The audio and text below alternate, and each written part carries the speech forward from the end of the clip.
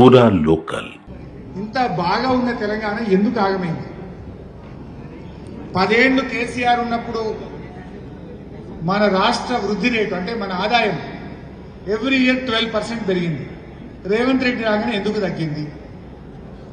ఎందుకు ఎట్లున్నా ఇప్పుడు మీ ఊర్లలో మీరందరూ కూడా మీ గ్రామాల్లో మీకు తెలుసు, కేసీఆర్ ఉన్నప్పుడు 40 లక్షలకి ఎకరం ఉండే మీ ఊర్లే, ఇవాళ 20 లక్షలకి కూడా అడుగుతలేడు. ఎందుకు తగ్గింది? మరి ఏడాది నష్టంలోనే ఎందుకు ఆగమైంది తెలంగాణ?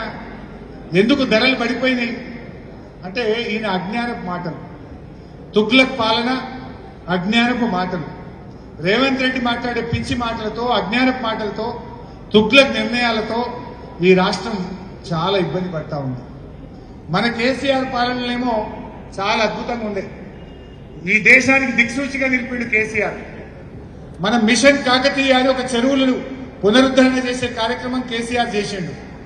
ఆ ప్రోగ్రాంను కేంద్ర ప్రభుత్వం అరే ఇంత మంచి ప్రోగ్రాం తెలంగాణ చేసిందని కేంద్ర ప్రభుత్వం తెలంగాణను చూసి నేర్చుకొని దేశం మొత్తం చెరువులు బాగు చేయడం కోసం పేరు మార్చిండ్రు. అమృత్ సరోవర్ అని పేరు పెట్టింది. తెలంగాణ చేపట్టిన మిషన్ కాకతీయ అమృత్ సరోవర్ పేరిట దేశానికి ఆదర్శంగా నిలిపింది మన కేసీఆర్, మన బీఆర్ఎస్. 2, ప్రతి ఇంటికి త్రాగునీరిచ్చే మిషన్ భగీరథ, ఇంటింటికి నీళ్లు ఇచ్చే మిషన్ భగీరథ. అరే ఇన్ని రోజులు మాకు దమాక్ పనిచేయలేదు, కేసీఆర్ ఇంత మంచిగా చేసిండ్రు అని దాన్ని కాపీ కొట్టిండ్రు. హర్ ఘర్ కో జల్ అని పేరు మార్చిండ్రు. దేశం మొత్తం నీళ్లు ఇచ్చే ప్రయత్నం చేసిండ్రు. నంబర్ 2. నంబర్ 3, ఈ ప్రపంచంలోనే ఎవరు ఆలోచించలేదు రైతుకు నేరుగా నగదు బదిలీ. అది రైతు బంధు. కేసీఆర్ ప్రవేశపెట్టిన పథకం రైతు బంధు పథకం. దాన్ని ఢిల్లీ ఓడు కాపీ కొట్టిండు, పేరు మార్చిండు, పిఎం కిసాన్ అనే పేరు పెట్టి దేశం మొత్తము అమలు చేసిండు. అంటే ఇట్లా కేసీఆర్ పాలన దేశానికి దిక్సూచిగా నిలిచింది. అప్పుడు ఒక నానుడు వచ్చింది తెలంగాణలో, తెలంగాణ ఈ రోజు ఏం చేస్తుందో రేపు దేశమంతా ఆచరిస్తుంది అనేటువంటి నానుడికి కేసీఆర్ రూపకల్పన చేసిండు, పునాది వేసిండు. తెలంగాణ ఈ రోజు ఆచరిస్తుంది, దేశం రేపు అనుచరిస్తుంది అన్నంత గొప్పగా కేసీఆర్ తెలంగాణను 10 ఏళ్లలో తీర్చిదిద్దిండు. అంటే మన మిషన్ కాకతీయ, మన మిషన్ భగీరథ, మన రైతు బంధు దేశానికి దిక్సూచిగా నిలిపిండు కేసీఆర్. ఏ స్కీమ్ తీసుకున్నా అడవుల పెంపుదలలో 7.7% గ్రోత్ రేటుతో దేశంలో నంబర్ 1, పచ్చదనంలో నంబర్ 1గా నిలిపిండు కేసీఆర్. పర్ క్యాపిటా ఇన్కమ్, తలసరి ఆదాయం పెరుగుదల ఆ రోజు తెలంగాణ వచ్చినాడు 1,24,000 ఉంటే 9 ఏళ్ల కేసీఆర్ పాలనలో 3,47,000కు పెరిగి దేశంలో అగ్రగామిగా నిలిపిండు కేసీఆర్. జిఎస్డిపి 5 లక్షల కోట్లున్న జిఎస్డిపిని 14 లక్షల కోట్లకు తీసుకుపోయి నంబర్ 1గా నిలిపిండ్రు మన కేసీఆర్.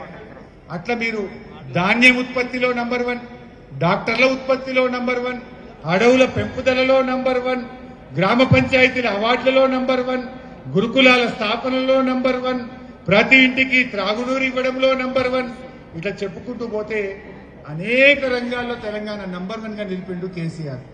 మరి రేవంత్ రెడ్డి ఏం చేసిండు?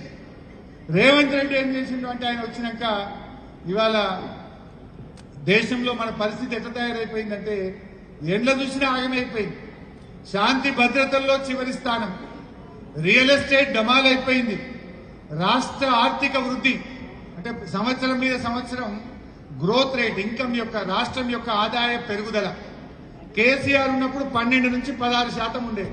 రేవంత్ రెడ్డి వచ్చినాక 5 నుంచి 6% పడిపోయింది. ఎందుకు పడిపోయింది? తుగ్లక్ పాలన, పిచ్చి పిచ్చి మాటలతో, తొందరపాటు నిర్ణయాలతో తగ్గింది. భూముల ధరలు తగ్గినాయి. గురుకులాల్లో 100 మంది పిల్లలు చచ్చిపోయింది. గురుకుల పాఠశాలల్లో దాదాపు 100 మంది చనిపోయింది. ప్రభుత్వ పాఠశాలల్లో పిల్లల సంఖ్య తగ్గిపోతా ఉన్నది. ఇవాళ ఇట్లా చాలా దుర్మార్గంగా జరుగుతున్నటువంటి పరిస్థితి ఉన్నది. ఇవాళ రేవంత్ రెడ్డి ఎట్లా తయారైపోయిందంటే ఇందాక నేను చెప్పిన మీకు, ఆనాడు కేసీఆర్ రాష్ట్రం వచ్చినప్పుడు ఉత్తమ్ కుమార్ రెడ్డి చాలా తప్పులు చేసిండు. హౌసింగ్ మినిస్టర్ గా పెద్ద స్కామ్ ఉన్నది, లోపలేయాలని అధికారులు చెప్పిండు. సివిల్ సప్లైలో స్కామ్ ఉందని అధికారులు చెప్పిండ్రు. ల్యాండ్ స్కామ్ ఉన్నదని అధికారులు చెప్పిండ్రు. ఆనాడు కేసీఆర్ ఏమన్నాడు? కొత్త రాష్ట్రం వచ్చింది, నాకు చాలా పనున్నది, ఈ చిల్లర పనులలో నేను పోను, నేను రాష్ట్ర అభివృద్ధి కోసం పనిచేస్తా అన్నాడు కేసీఆర్ చెప్పింది. కానీ రేవంత్ రెడ్డి ఏం చేస్తుండు, సోషల్ మీడియాలో మన నల్లబాలు రీపోస్ట్ చేస్తే ఆయన కేసు పెట్టి లోపలేస్తాడు. దాని మీద గంట సేపు రివ్యూ చేస్తాడు. ఆయన బిజీ దేంట్లో కేటీఆర్ని ఇళ్ళకి ఇవ్వాలి, మా కౌశిక్ రెడ్డిని ఎట్లా కేసు పెట్టాలి, లేదా మా సోషల్ మీడియా యాక్టివిస్టులను ఎట్లా కేసు పెట్టాలి, మా గెలుసీను భార్య మీద ఎట్లా కేసు పెట్టాలని ఆలోచిస్తాడు.